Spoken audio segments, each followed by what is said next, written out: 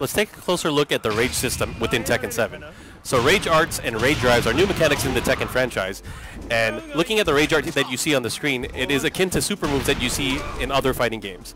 So once you get to a certain level of life on your life bar, once you're about 25%, your life bar will start glowing red, and it'll give you access to these ultra powerful moves. They work very much like a Power Crush, where they can absorb attacks, but instead of just absorbing mids and highs, they'll absorb every single attack. One thing to keep in mind, though, is that you cannot abuse these. They are not safe.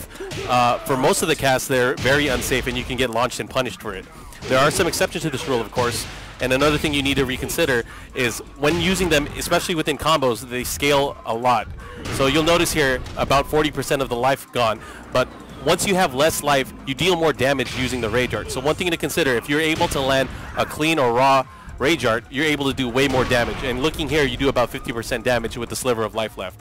Now, looking at the Rage Drive, there are a number of ways to take a look at it.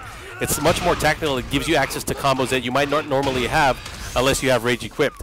One of the great things about them is it gives you access to combos that you're not able to do normally, and they can really turn the tide in your favor if you know you're going to land a hit.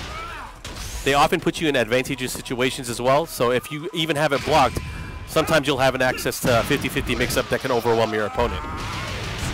Now, just looking at the different aspects of Rage, again, it gives you access to the Rage Art, which you just saw, the Rage Drive, but for some characters, it gives you other options like Kazuya's Devil form and his human form.